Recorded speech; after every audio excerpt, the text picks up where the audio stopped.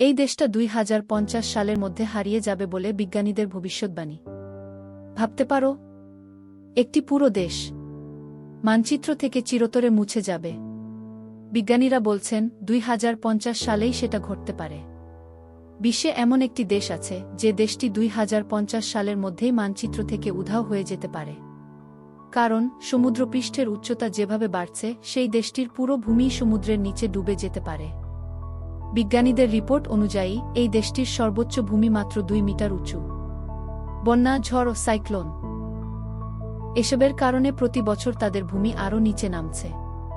আর ২০৫০-এর আগেই সেখানে স্থায়ী বসবাস অসম্ভব হয়ে পড়বে। এই দেশটি হল মালদ্বীপ।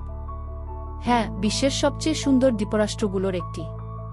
কিন্তু জলবায়ু পরিবর্তন এটাকে পৃথিবী থেকেই মুছে দিতে চলেছে। তাদের প্রেসিডেন্ট নিজের দেশ রক্ষার জন্য আন্তর্জাতিক আদালত, জাতিসংঘ সব জায়গায় আবেদন করেছেন। এমনকি ভবিষ্যতের জন্য অস্ট্রেলিয়া ও শ্রীলঙ্কার কাছে জমি কিনে নতুন মালদ্বীপকে বসানোর পরিকল্পনাও করা হয়েছে। তাহলে ভবিষ্যতে কি সত্যি এমন একটি দেশ আমরা হারাতে যাচ্ছি? উত্তর সময় বলবে।